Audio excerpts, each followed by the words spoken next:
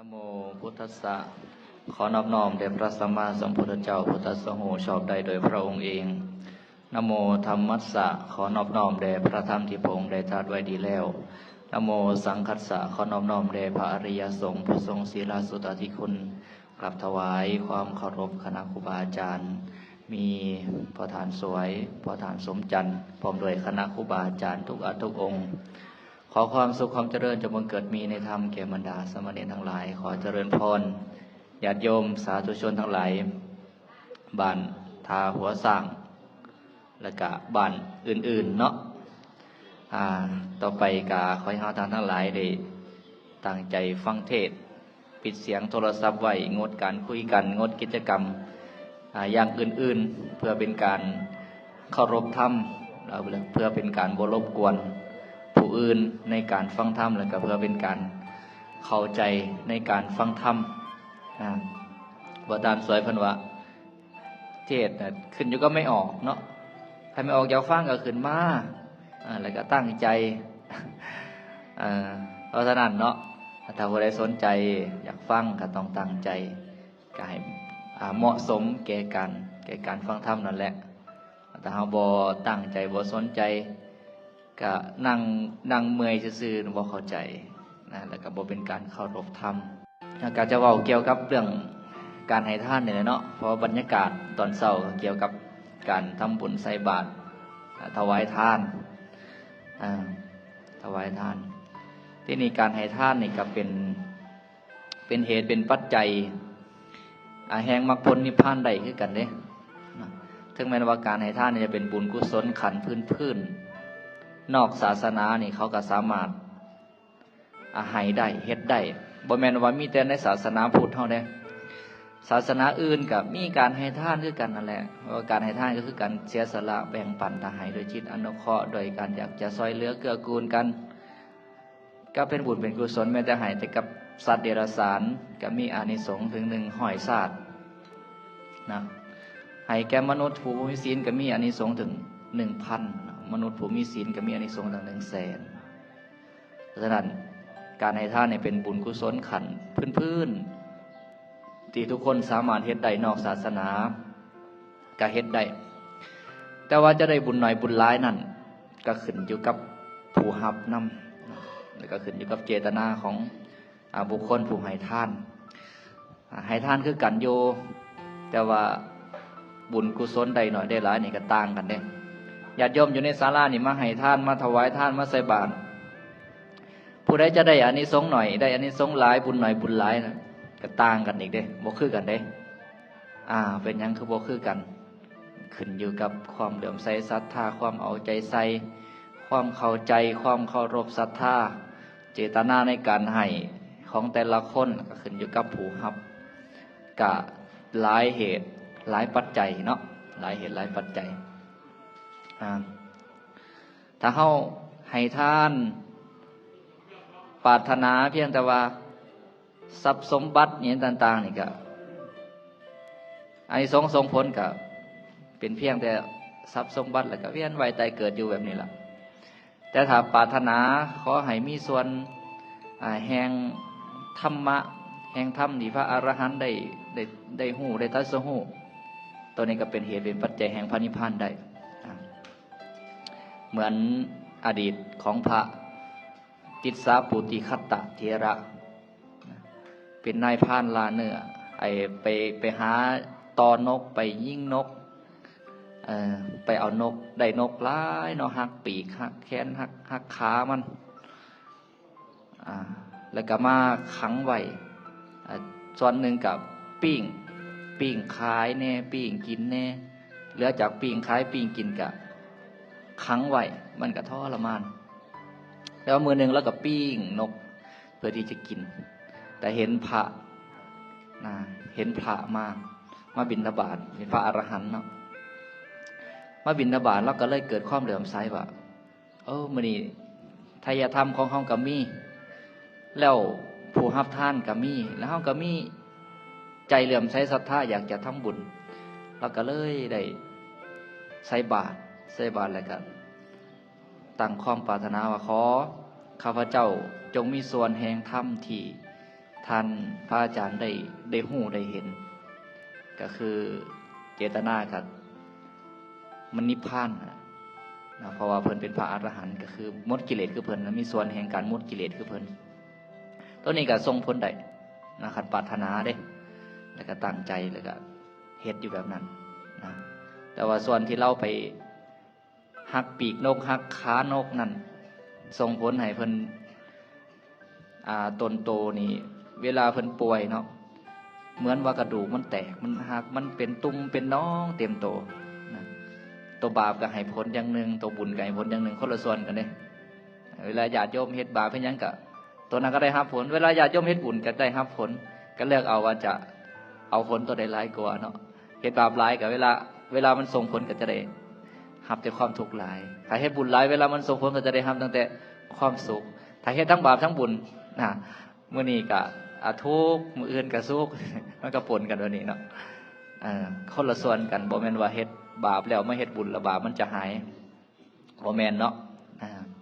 อันนั้นเวลาให้ทานก็ตั้งเจตนาให้ถึงพร้อมเนาะถ้าอยากให้เป็นเหตุเป็นปัจจัยแห่งพระนิพพานกับตั้งความปรารถนาเอาถ้าอยากบางคนก็อยากว่าบ่ถึงนิพพานดอกเอาโชคเอาลาภเอาร่ำมารวยนี่แหละก็ร่ำรวยแต่ก็บ่ทันได้บรรลุธรรมดอกก็ร่ำรวยก็ตายเกิดมันก็บ่แน่เลยเนาะมีอาจจะมีชาติใดชาติหนึ่งที่ไปตกนรกไปตกต่ำก็ได้คติของปุถุชนบ่แน่นอนเนาะอันนี้ก็เรื่องการให้ทาน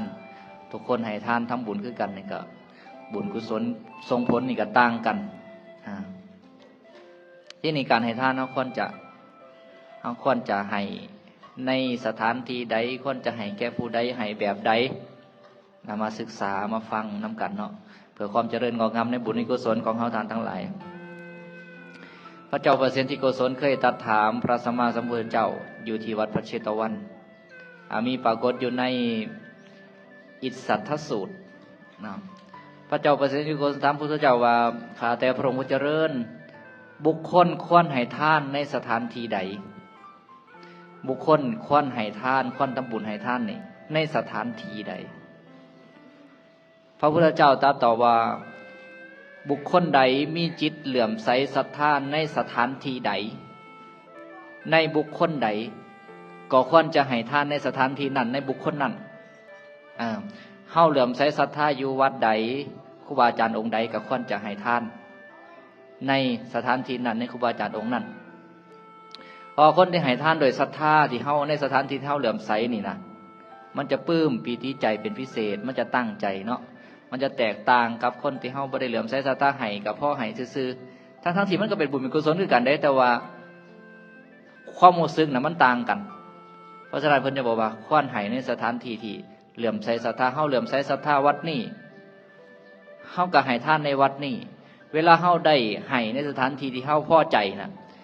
มันก็จะยินดีพอใจอย่างยิ่งเนาะมันก็เกิดความปลื้มปิติเราพระเจ้าประเสริฐที่โกศลกับตรัสถามอีกว่าบุคคลให้ทานในบุคคลใดจึงจะได้อานิสงส์หลายพระพุทธเจ้าตรัสตอบว่าให้ทานในบุคคลผู้มีศีล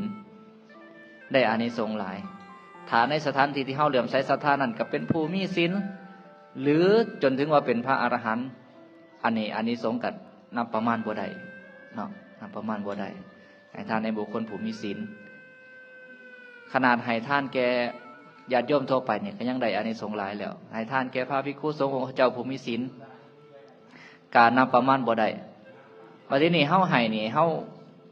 าบ่ได้ให้ว่าเจาะจงบุคคลอีกเด้ให้เป็นสังฆทานอีกเนาะให้เป็นสังฆทานอีกอานิสงส์ก็ประมาณบ่ได้มันหลายเนาะมันหลายที่นี่การให้ทานนี่เฮาจะให้ทานจังใดจึงจะได้รับอานิสงส์ที่มันหอบด้านได้รับบุญที่มันหอบด้านได้หลายส่วนอานิสงส์ของทานนี่แน่นอนล่ะสิ่งที่จะต้องได้ลักๆเลยก็คือเป็นเหตุเป็นปัจจัยให้ได้โภคทรัพย์สมบัติญาติโยมรู้จักโภคทรัพย์สมบัติบ่ร่ำรวยเงินทองทรัพย์สมบัติอีกต่างๆน่ะเป็นผลของทานบางคนบอกว่าเป็นผลจากการทำงานน่ะก็ส่วนหนึ่งในปัจจุบันแต่ว่าเมื่อท่านทรงผลน่ะเฮ็ดอีหยังทำอีหยังก็ ขึ้นเกินเนาะร่ำรวยได้แต่บางคนถึงจะ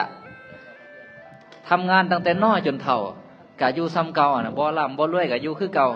น่ะผลของทานที่บ่ส่งผลแต่บางคนเด้ผลทานส่งผลน่ะเกิดมาน่ะร่ำรวยเลยแม่นบ่เกิดมาเป็นลูกเศรษฐีน่ะบ่แม่นว่าอยู่ซื่อๆแล้วต้องเกิดมาเป็นลูกเศรษฐีแต่มันต้องมีเหตุมีปัจจัยผลทานที่เขาได้ให้ไว้ตั้งแต่ชาติก่อนส่งผลนะโดยที่บ่ต้องเฮ็ดหยังเลยแม่นบ่ล่ะเฮาน่ะเฮ็ดตั้งแต่น้อยฮอดใหญ่จนฮอดเฒ่าก็ยังอยู่ซ้ำนั่นแต่ว่าผู้ที่เขามีบุญมาดีนะได้ให้ทานมาดีนะเกิดมาเป็นลูกเศรษฐีโลดน่ะบ่ต้องเฮ็ดหยังพ่อแม่หาเงินหาคำไว้ให้ใส่ทั้งศาสตร์กับบ่หมดนี่นะนั่นเป็นผลของทานเด้อย่าประมาทได้เนาะอย่าประมาทเพราะฉะนั้นบัดที่นี่ผลอื่นๆก็มีเด้การให้ทานนี่สามารถเฮ็ดให้เป็นคนงามได้ผิวพรรณวรรณะงดงามได้เด้เนาะการให้ทานนี่เป็นเหตุเป็นปัจจัยให้มีลูกมีภรรยามีขาทาสรับใช้ชนที่เป็นบริวารมีความเคารพนับถือเสือถอยฟังความก็ได้คือกันการให้ทานในเหตุเป็นปัจจัยให้สมความปรารถนาก็ได้การให้ทานเป็นเหตุเป็นปัจจัยให้จิตใจนอบน้อมยินดีพอใจในการบริโภคกามคุณห้าหูเสียงกินรสสัมผัสที่ดีๆยิ่งขึ้นไปก็ได้การให้ทานเป็นเหตุเป็นปัจจัยให้โภคทรัพย์สมบัติที่หามาได้บ่สูญหายบ่เสียหายด้วยพระราชาด้วยชนผู้เป็นใหญ่ด้วยโจรด้วยภัยธรรมชาติด้วยทายาทอันบ่เป็นด้วยทายาทที่มาเผาผลาญก็ได้เนาะทรัพย์สมบัติบ่สูญหายไปก็ได้แต่ว่าจะเป็นเช่นนั้นได้นี่มันต้องมีองค์ประกอบต้องมีองค์ประกอบเด้เพิ่นตรัสไว้อยู่ในสัพปุริสทานสูตรว่าเป็นทานของบัณฑิตบัณฑิตคือคนดีคนฉลาดคนดีคนฉลาดหรือว่าบัณฑิตนี่เวลาเขาให้ทานเขาจะเฮ็ดให้มันครบองค์ประกอบอยู่ในพระสูตรนี่เพิ่นตรัสไว้อยู่5ข้อเนาะเฮามาฟังเบิ่งว่าเฮาเนี่ยมันจะเข้า5ข้อบ่เนาะบุคคลที่ให้ทานโดยศรัทธา1 2ให้ทานโดยความเคารพ3ให้ทานตามการ4ให้ทานโดยจิตอนุเคราะห์5ให้ทานบ่กระทบตนบ่กระทบผู้อื่นเฮานี่อยู่ใน5ข้อบ่อยู่ใน5ข้อบ่บุคคลที่ให้ทานโดยศรัทธาเพิ่นบอกว่าเป็นเหตุเป็นปัจจัยเมื่อเราลงนี้ไปแล้วย่อมเข้าถึงสุคติโลกสวรรค์เมื่อหมดบุญจากสวรรค์กลับมาเกิดเป็นมนุษย์เป็นเหตุเป็นปัจจัยให้ได้โภคทรัพย์สมบัติมีทรัพย์หลายอันนี้เป็นอานิสงส์โดยตรงที่ได้จากการให้ทานอยู่แล้วเนาะต่อมาอีกผลของการให้ทานโดยศรัทธานั้นส่งผลให้เป็นผู้มีผิวพรรณวรรณะงดงามแม้แต่ในการให้นะคนที่ให้ทานโดยศรัทธาเนี่ยนะแตกต่างเขาเหลื่อมใสศรัทธากำลังใส่บาตรกำลังถวายทานเนี่ยนี่จิตใจกับปลื้มปีติแม่นบ่ดีใจสังเกตเบิ่งสีหน้าก็ฮู้เนาะดีใจผิวพรรณวรรณะพุทธพองหน้าตาเบิกบานยิ้มแย้มแจ่มใสสดชื่นมีชีวิตชีวาเห็นแล้วก็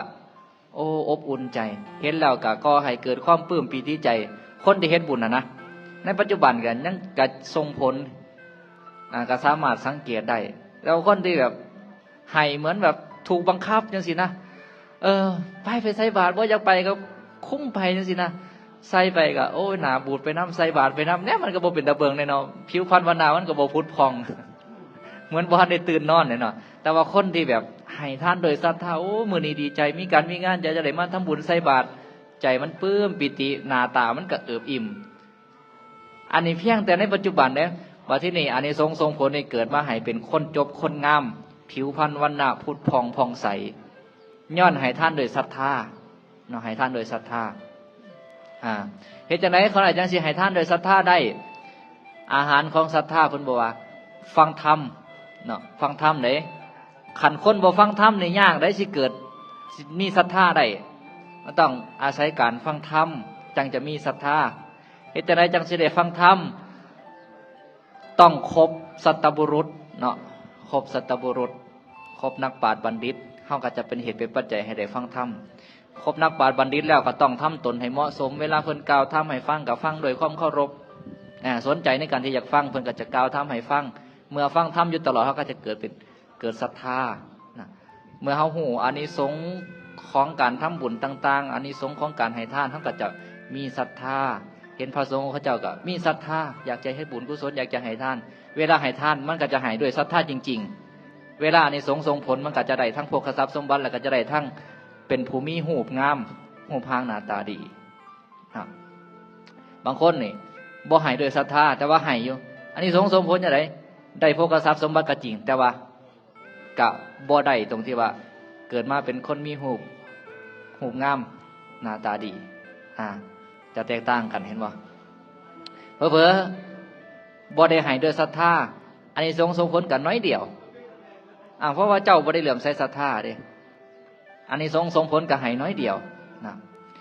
ต่อมาบุคคลที่ให้ทานโดยความเคารพให้ทานแบบใดให้ได้ทานโดยความเคารพยกใส่หัวให้ยกเนาะเวลาน้อมน้ำบาตรมาถวายก็น้อมเข้าไปถวายยกพระเข้าไปถวายก็น้อมเข้าไปถวายบ่แม่นว่าใส่บาตรก็ทิ่มเป๊ะโยนใส่พระนั่งอยู่ยกพระเข้าไปถวายก็ยืนอยู่ยืนให้เหมือนกับว่าเจ้านายเอาให้ลูกน้องนะแบบนั้นเอิ้นว่าอาการบ่เคารพอานิสงส์กับบ่ได้ตัวนี้เนาะอานิสงส์ได้แต่เพียงแต่โภคทรัพย์สมบัติก็น้อยเดียวแล้วมีลูกมีหลานลูกหลานก็บ่เคารพบ่เชื่อถอยฟังความเด้ที่นี่ผู้ใดให้โดยความเคารพเนาะใส่บาตรก็ให้โดยความเคารพยกอาหารไปประเคนพระสงฆ์องค์ข้าเจ้าเคียนสามเณรก็ให้บางคนนี่เคารพแต่พระสงฆ์บ่เคารพสามเณรสามเณรนางโยเจ้าของยกไปให้ยืนให้เอ้าสามเณรบางคนนี่โยนให้สามเณรเป็นผู้มีศีลใดอย่าประมาทได้พระพุทธเจ้าบอกว่าสิ่งที่บ่ควรประมาทเนาะไฟกับบ่ควรประมาทว่าหน่อยพระราชากับบ่ควรประมาทว่าอายุยังน้อยงูกับบ่ควรประมาทว่ายังน้อยกัดคนตายได้สมณะกับบ่ควรประมาทว่าอายุยังน้อยสามเณรน้อยอาจจะมีคุณธรรมสูงก็ได้เนาะว่าที่นี่คันเฮาให้โดยความเคารพบัดนี้อานิสงส์ส่งผลให้ไปเกิดในสวรรค์ได้โภคทรัพย์สมบัติหลังจากนั้นมีลูกมีหลานมีขาทาสบริวารมีภรรยามีคนรับใช้เขาเหล่านั้นก็จะมีความเคารพเวลาบอกกล่าวอันใดก็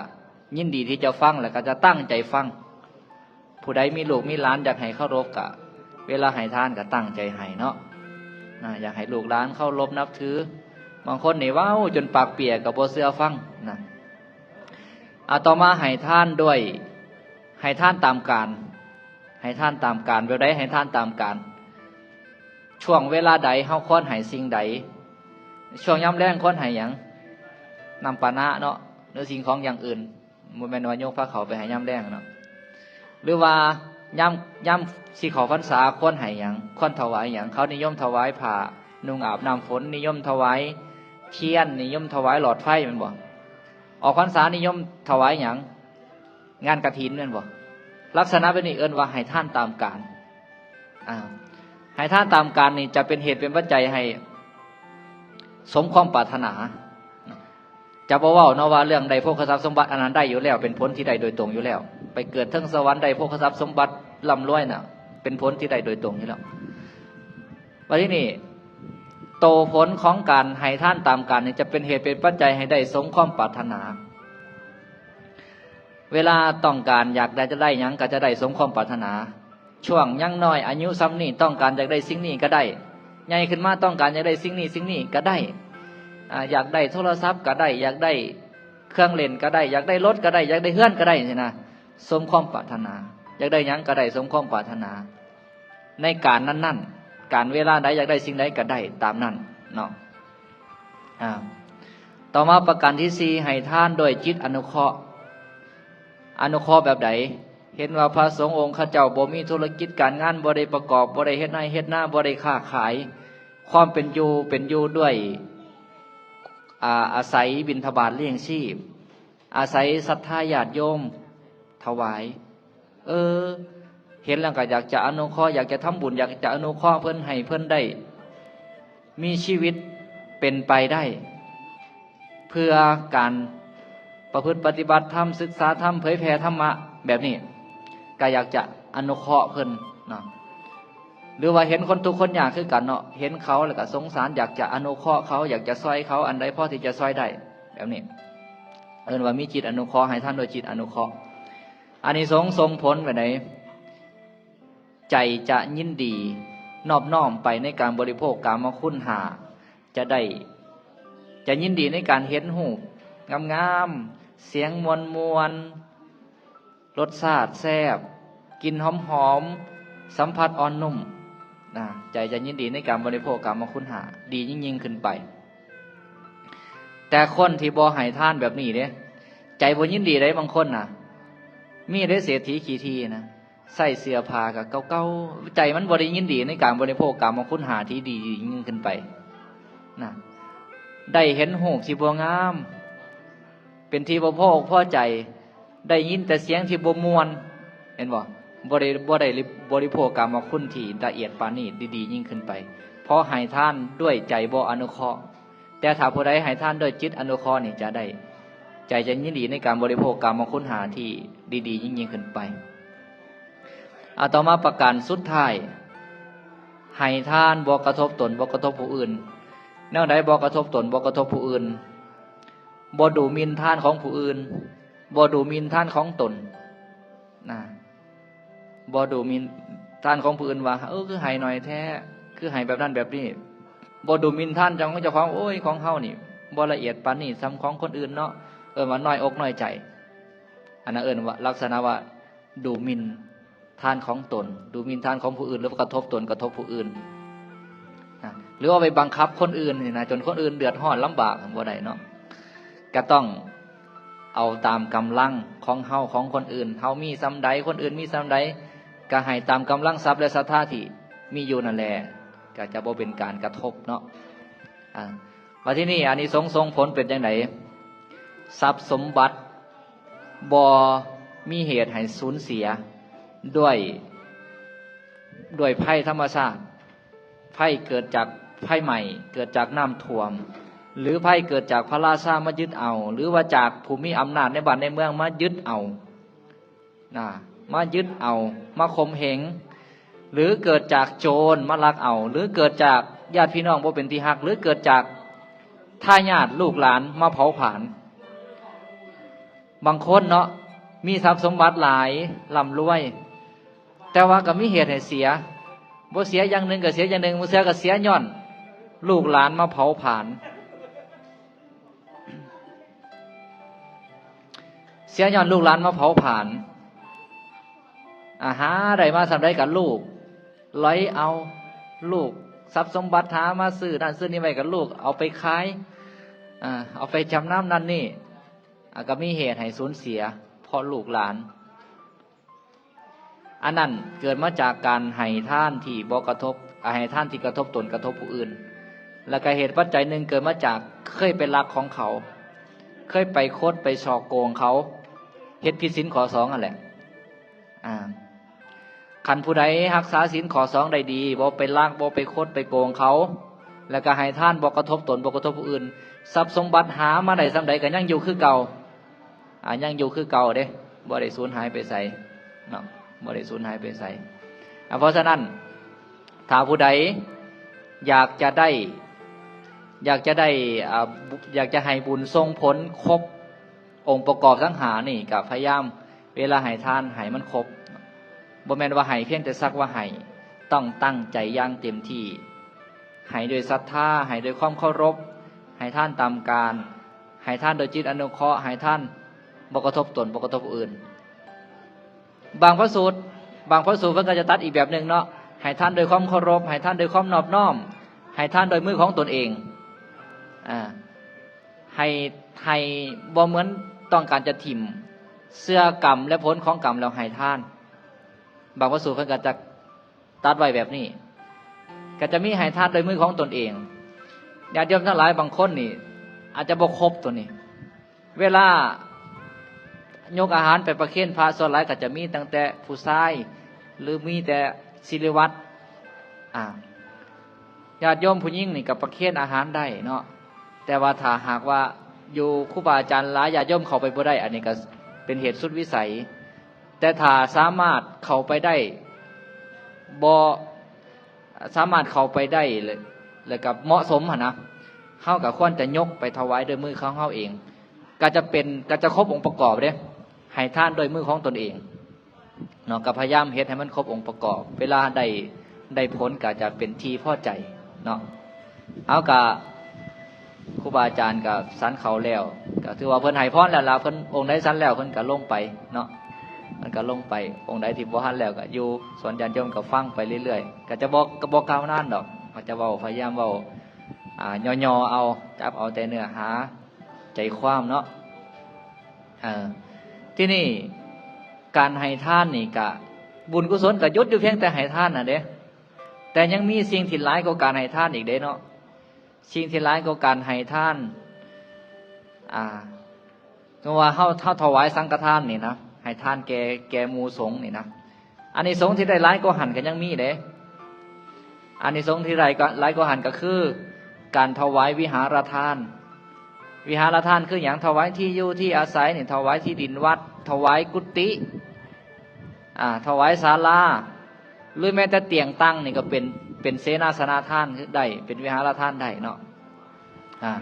อานิสงส์ได้หลายกว่าวิหารทานคืออย่างบุคคลมีใจเหลื่อมใสแล้วถือพระพุทธพระธรรมพระสงฆ์เป็นที่พึ่งเป็นสรณะโอ้ลมก็แห้งเนาะเป็นที่พึ่งเป็นสรณะอานิสงส์ก็ได้หลายเด้เฮาจะบ่เอาอย่างอื่นเป็นที่พึ่งสาธุขณะสาธุปะไว้ทางลมก็ได้เฮาจะบ่เอาอย่างอื่นเป็นที่พึ่งเลยนะบ่เอาสิ่งศักดิ์สิทธิ์บ่เอาอีหยังต่างๆที่มันนอกเหนือจากพระพุทธพระธรรมพระสงฆ์เป็นที่พึ่งนะบางคนเอาหยังเอาท้าวเวสสุวรรณเอาพญานาคเอาจอมปลวกเอาต้นไม้ใหญ่เอาสิ่งศักดิ์สิทธิ์ต่างๆแต่ว่าขันผู้ใดมีใจนักแน่นเนาะเลื่อมใสจริงๆเอาพระพุทธพระธรรมพระสงฆ์เป็นที่พึ่งอานิสงส์ได้หลายกว่าให้ทานนี่เด้เพราะว่ายังเข้าจับตั้งมั่นในศีลในธรรมตั้งใจประพฤติปฏิบัติธรรมตามคันลองของธรรมแต่อานิสงส์ได้หลายกว่านี้คือตั้งใจรักษาศีลห้านี่อานิสงส์ได้หลายกว่าให้ทานในขณะเหตุใดนะงดเว้นจากการฆ่าสัตว์บ่ลักทรัพย์บ่ประพฤติผิดในกามบ่เว้าตัวบ่ดื่มสุราบัดที่นี่ข้าน้อยเป็นคนมักกินเหล้ารักษาศีลบ่ได้ดอกเมื่อวานนี่กินเหล้าเป็นผู้ผิดศีลไปแต่มื้อนี้ตั้งใจรักษาบ่กินเหล้าหรือว่าญาติโยมกินซุมื้อบ่ได้กินซุมื้อเนาะมื้อใดที่เฮาบ่กินแหละโอ้มื้อนี้เฮาจะตั้งใจรักษาศีลนี่บ่จำเป็นว่าจะต้องมาธรรมทานกับพระอยู่วัดก็ได้ขอแต่เฮาฮู้ว่าอ๋อศีลข้อ1คือหยังข้อ2ข้อ3ข้อ4ข้อ5คือหยังแล้วเฮาโอ้มื้อนี้เฮาจะตั้งใจรักษาศีลเฮาจะบ่ฆ่าสัตว์เฮาจะบ่ลักทรัพย์เฮาจะบ่ประพฤติผิดในกามบ่ล่วงเกินลูกเมียของคนอื่นหรือว่าลูกของคนอื่นที่พ่อแม่เขาบ่ได้รับอนุญาตจะบ่ตัวจะบ่กินเหล้าเมาสุราแบบนี้แหละเฮ็ดได้มื้อนั้นถือว่ามื้อนั้นน่ะเป็นผู้มีศีลเด้ไอ้ส่วนมื้ออื่นน่ะมันเป็นเรื่องอดีตแล้วก่อนนอนคือกันคันนอนถิ่มซื่อๆก็เป็นผู้มีศีลได้แต่โอ้นอนมื้อนี้เฮาจะตั้งใจรักษาศีลนอนแล้วก็นอนหลับไปก็ถือว่าเป็นผู้มีศีลเด้แต่คันนอนซื่อๆแบบบ่ได้ว่าตั้งใจหยังเลยก็ถึงเฮาจะบ่ได้ไปล่วงเกินไปเฮ็ดหยังก็จริงแต่เฮาบ่ได้มีเจตนาในการที่จะรักษาก็ชื่อว่าบ่มีศีลแต่เฮาก็บ่ได้ชื่อว่าไปทำบาปอย่างอื่นดอกแต่ว่าก็บ่ได้ชื่อว่าเป็นผู้มีศีลแต่ถ้าเฮานอนโอ้มื้อนี้เฮาจะตั้งใจรักษาศีลเนาะก่อนนอนนี่แล้วก็นอนไปก็ถือว่าเป็นผู้มีศีลเพราะฉะนั้นทุกคนน่ะรักษาได้เนาะก็ตั้งใจเอาก็อานิสงส์ได้หลายกว่าการให้ทานเองอานิสงส์ของการรักษาศีลคือหยังการเจริญเมตตาเจริญแบบใดเหตุความรักความปรารถนาดีให้เกิดขึ้นมีในจิตในใจเจ้าของแล้วก็มองคนอื่นโดยความรักความเมตตาปรารถนาอยากให้เขาได้รับความสุขเห็นผู้ใดก็โอ้อยากให้เขามีความสุขสินะขันแนมทุกคนเป็นแบบนี้จะบ่มีศัตรูเลยจะบ่มีคนที่สั่งเลยจิตใจก็จะเยือกเย็นเนาะคนสั่งนี่ก็จิตใจมันห่อนห้นได้เนาะสั่งคนอื่นน่ะนะขันผู้ใดบ่สร้างเลยมีแต่ความรักความปรารถนาดีต่อคนอื่นน่ะจิตใจมันเยือกเย็นมันสงบนะจิตใจเป็นบุญเป็นกุศล อานิสงส์ได้หลายกว่ารักษาศีลอีกนะอานิสงส์หลายกว่านี้การเจริญอนิจจสัญญาเจริญว่าใดอนิจจสัญญาใส่ใจว่าสิ่งของทั้งหลายทั้งปวงนี่บ่เที่ยงมันบ่ได้คงอยู่ในสภาพเดิมมันมีการเปลี่ยนแปลงไปตลอดเวลาทุกสิ่งทุกอย่างในโลกนี่นะมันมีการเปลี่ยนแปลงไปตลอดเวลาชีวิตคนก็คือกันสิ่งของทุกสิ่งทุกอย่างคือกันมันบ่ได้อยู่ในสภาพเดิมเมื่อเฮาเจริญอนิจจสัญญาในใจอยู่แบบนี้เฮาจะบ่มีความยึดมั่นถือมั่นเฮาจะเห็นว่าโอ้มื้อใดมื้อหนึ่งมันก็จะต้องเปลี่ยนสภาพไปนะพอเมียอยู่นำกันตั้งแต่เป็นหนุ่มเป็นสาวกะโอ้มีความหักความแพงกันเนาะแต่อยู่ต่อมาก็โอ้เริ่มเฒ่าแล้วแนมเบิ่งกันก็เฒ่าโอ้อีมื้อใดมื้อหนึ่งก็เฒ่าไปกว่านี้ก็จะตายจากกันแม่นบ่ตายจากกันแล้วแป๊บเดียวชีวิตนะแป๊บเดียวหรือว่าสิ่งอื่นๆคือกันโอ้มันบ่คงอยู่สภาพเดิมเนาะอยากให้มันเป็นแบบนี้ตลอดไปมันก็เป็นไปบ่ได้มันจะเลื่อนอยู่แบบนี้นะก็จะคลายความยึดมั่นถือมั่นออกไปเด้อาจจะบ่ได้หมดแต่ว่าเฮาก็เข้าใจตามความเป็นจริงได้เฮาก็จะมีสติในการใช้ชีวิตเนาะมีสติในการใช้ชีวิตหรืออยู่กับพ่อกับแม่โอ้พ่อแม่เฮานี่ก็เริ่มเฒ่าไปเรื่อยแล้วจักเพิ่นสิอยู่นำเฮาไปมื้อใดแน่ก็อยากจะดูแลพ่อแม่เลี้ยงดูพ่อแม่ได้บัดนี้เนาะเคยเฮ็ดผิดหยังก็โอ้บ่อยากเฮ็ดผิดคือเก่าแล้วย่านพ่อแม่เสียใจตายจากไปบ่มีโอกาสได้ขอโทษได้ขอหยังมันจะคิดหาหนทางในการเฮ็ดบุญเฮ็ดกุศลมันจะคิดอยากจะทำคุณงามความดีล่ะมันจะมีสติหลายขึ้นมันจะบ่อยากยึดมั่นถือมั่นแล้วในทรัพย์สมบัติในสิ่งของต่างๆกับเมื่อบ่ยึดมั่นถือมั่นมันก็จะค่อยลดละไปได้เรื่อยๆจนละกิเลสที่มันนอนเนื่องอยู่ในขันธสันดานได้จนหมดกิเลสจนบรรลุนิพพานเพิ่นจึงว่ามีอานิสงส์หลายเนาะเพราะฉะนั้นเฮาก็บ่หยุดอยู่เพียงแต่การให้ทานเนาะรักษาศีลขึ้นมาเจริญภาวนาขึ้นมาฟังเทศน์ฟังธรรมขึ้นมาเจริญอนิจจสัญญาพยายามบ่ให้ยึดมั่นถือมั่นให้เห็นตามความเป็นจริงของสภาวะที่มันเป็นอยู่ในโลกนี้จะสะท้อนความยึดมั่นถือมั่นได้สุดท้ายก็พ้นทุกข์เนาะอากาศสมควรแก่เวลาอนุโมทนาบุญกับญาติโยมชาวบ้านทาหัวสร้างเนาะนครเกษรพรหมวิหารแกงสวรรณเขตเฮาถือว่าก็ได้มาสมใจแล้วเนาะเมื่อวานนี่พลาดโอกาสมาบ่ทันมื้อนี้ก็แก่โตญาติโยมทั้งหลายก็ถือว่าตั้งใจฟังธรรมเนาะก็อนุโมทนาบุญกุศลถ้ามีการมีงานก็ไปฟังได้เนาะอยู่สำนักสงฆ์สิริปัญโยหรือว่าบ่มีการมีงานก็ไปไหว้พระสวดมนต์ฟังธรรมก็จะแสดงธรรมให้ฟังตลอดถ้ามีญาติมีโยมไปเนาะก็สามารถไปได้ตลอดแล้วหรือผู้ใดอยากไปทางป่าช่วงนี้บุกเบิกใหม่โอ้ป่าโฮกหลายไปนำแม่ขาวแต๋วนะแม่ขาวแต๋วก็สิไปอยู่ก็สิทางที่พักให้เพิ่นไปทางป่าไปยังซอยเนาะผู้สอบผู้ชายผู้หญิงได้หมดไปทางป่าไปยังไปบุกเบิกมันโฮกหลายไปเลือกที่บอนจะสร้างกุฏิสร้างหยังต่างๆก็ไปซอยได้เนาะ